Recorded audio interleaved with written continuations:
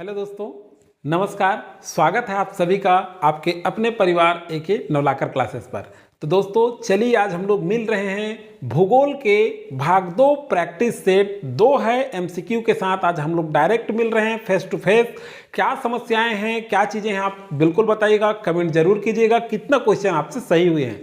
आप सारे क्वेश्चन को किया करें। बहुत सारे लोग कहते हैं देखिए जो चीज़ बताया जाता है दोस्तों बिल्कुल सुना करिए, आप लोग स्किप नहीं किया करिए। आपकी काम की चीज़ों के लिए बताया जाता है। अगर आप कोई भी कॉम्पिटिटिव एग्जाम की तैयारी कर रहे हैं, चाहे एसएससी हो, रेलवे हो, ग्रुप डी हो, या विभिन्न स्टेट में जो एग्जाम आयोजित होता है, किसी भी एग्जाम के आयोजित कर रहे हैं तो सारे एग्जाम के लिए इंपॉर्टेंट रहने वाला है, क्योंकि ये जीके जीएस बेस्ड है। तो चलिए हम लोग डायरेक्ट आज देखेंगे एक क्वेश्चन के साथ उससे और क्या क्या इंपॉर्टेंट बनते हैं, कैसे हम तैयारी करें, एमसीक्यू हल करें तो कैसे हम याद रखेंगे, इन सारी चीजों पर हम लोग जो है डिस्कस करेंगे। चलिए देखते हैं भूगोल।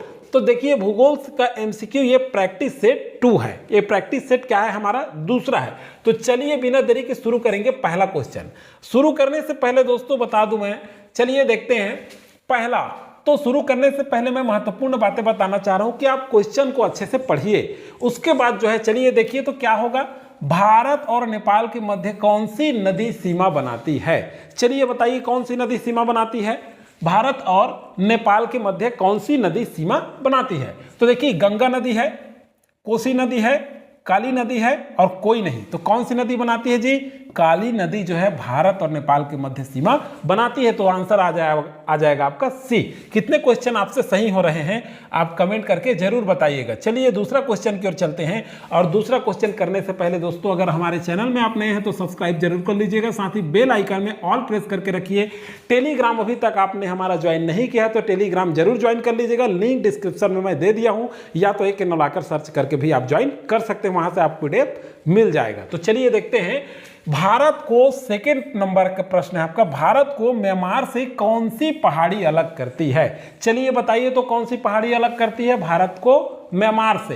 कौन सी पहाड़ी अलग करती है? देखिए पटकाई की पहाड़ी है, नीलगिरी की पहाड़ी है, काराकोरम की पहाड़ी है और उपरोक्त सभी है। क्या आएगा?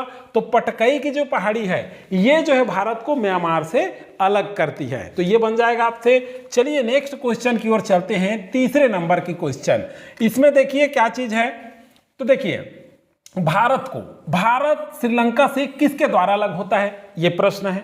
तो भारत देखिए रेड क्लिफ रेखा, मैकमोहन रेखा, पाक जल संधि, नेपाल जल संधि। तो क्या हो जाएगा इसका आंसर बताइए? पाक जल संधि के द्वारा भारत श्रीलंका से अलग होता है। या क्वेश्चन पूछ सकता है श्रीलंका से भारत किससे अलग होता है? तो पाक जल संधि के माध्यम से। आप सभी जान रहे हैं हाईलाइटेड क्वेश्चन है, लेकिन कभी कभी हम लोग पढ़ते नहीं हैं, बहुत सरल करके, इसीलिए मैं अभ्यास में दे हूं। अभ्यास करिए आप। बहुत सारे एग्जाम अभी आपके आयोजित हुए थे, जैसे पर्यवेक्षक वगैरह का देखेंगे तो हिमालय से भी क्वेश्चन पूछा गया। चलिए मैं डिटेल बताऊंगा उसका भी नेक्स्ट क्वेश्चन में। चलिए देखते हैं चौथा नंबर का प्रश्न। तो देखिए चौथा नंबर का प्रश्न क्या पूछ रहा है, सबसे पुरानी चट्टानों से बनी पहाड़ियां कौन सी है? तो सबसे पुरानी चट्टानों से बनी पहाड़ियां कौन सी है? देखिए सतपुड़ा है, अरावली है, नीलगिरी है, हिमालय है। तो यहाँ क्या है, सबसे जो पुरानी चट्टानों से बनी जो पहाड़ियां हैं ये अरावली पहाड़ियां हैं। क्या है? अरावली पहाड़ियां हैं। अब देखिए ये अरावली पहाड़ियां कहाँ हैं? चलिए बताइए, आप लोग कमेंट करके बताइए कहाँ है अरावली पहाड़ियां। तो अरावली पहाड़ियां जो है कहाँ है? राजस्थान में है। कहाँ है? राजस्थान। ध्यान रखिएगा कहाँ पर है? राजस्थान में है। क्या आपके अरावली की पहाड़ियां। और इसके जो शिखर है, उच्च शिखर है, ये है गुरु शिखर। ये भी आपको याद रखना। देखिए जब कोई भी चीज आप पढ़ते हैं दोस्तों तो उससे लिंक करके पढ़िए, कभी नहीं भूलेंगे। एक जीके आता है, एक प्रैक्टिस करते हैं तो उससे कई चीज लिंक करके पढ़िए, कभी नहीं भूलेंगे। एग्जाम आपका बहुत अच्छे तरीके से सफलता आपको मिलने वाला है। अब देखिए इसकी ऊंचाई है, अगर मान लीजिए ऊंचाई पूछ दिया तो 1722 मीटर। कितना? 1722 मीटर अगर ये दिया है तो। अगर ऑप्शन में आपका दूसरा आ गया, बहुत सारे लोग अलग अलग किताब पढ़ते रहते हैं तो बहुत सारा चीज है, कभी कभी आपके एग्जाम के आयोग के द्वारा भी आंसर दूसरा ले लिया जाता है। तो आप अगर मान लीजिए 1727 है तो 1727 कर लीजिएगा। देख लीजिएगा ऑप्शन के हिसाब से बता रहा हूं, मैं बता रहा हूं 1722 मीटर है, लेकिन 1722 अगर आपके एग्जाम के उसमें ऑप्शन में नहीं है तब आप 1727 अगर दिखता है तो इसको ले सकते हैं। तो चलिए अब देखते हैं नेक्स्ट क्वेश्चन। नेक्स्ट क्वेश्चन देखने से पहले ये क्वेश्चन कैसे बन सकता है, पहले कैसे आता था ये प्रश्न कि सबसे प्राचीन पर्वतमाला कौन सा है। अब देखिए पुरानी चट्टानों से बनी दे दिया है, प्राचीन पर कहता है तो भी अरावली आएगा प्राचीन पर्वतमाला। चलिए नेक्स्ट क्वेश्चन की ओर चलते हैं, पांचवा क्वेश्चन की ओर। अब देखिए पांचवा क्वेश्चन में देखते हैं दोस्तों, झेलम नदी, क्या झेलम नदी, तो झेलम नदी क्या है। अब देखते हैं यहां पर झेलम नदी किस स्थान से निकलती है, बारालाचा दर्रा, मानसरोवर झील, शेषनाग झील और अमरकंटक के समीप। चलिए बताइए तो क्या आएगा आपका, ये क्या आंसर होगा, तो इसका आंसर होगा शेषनाग झील। कहां से निकलती है, कश्मीर के निकट जम्मू कश्मीर के शेषनाग झील से निकलती है।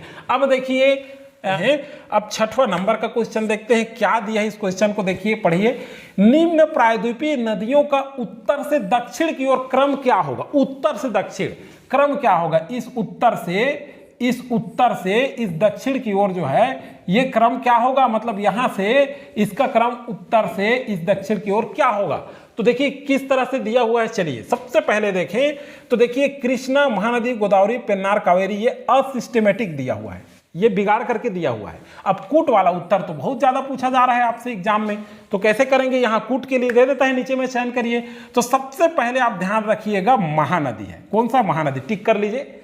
सबसे पहले उत्तर से दक्षिण की ओर बोल रहे हैं ना क्रम, उत्तर से दक्षिण की ओर क्रम, तो सबसे पहले क्या है, महानदी है, उसके बाद गोदावरी है, उसके बाद कृष्णा है। तो देखिए क्या हो जाएगा, बी, सी और ए। तो देखिए बी, सी, ए में है क्या, नहीं है, गलत हो गया। 3 में है क्या, नहीं है, बी, सी, ए, ये वाला आपका आंसर सही हो जाएगा।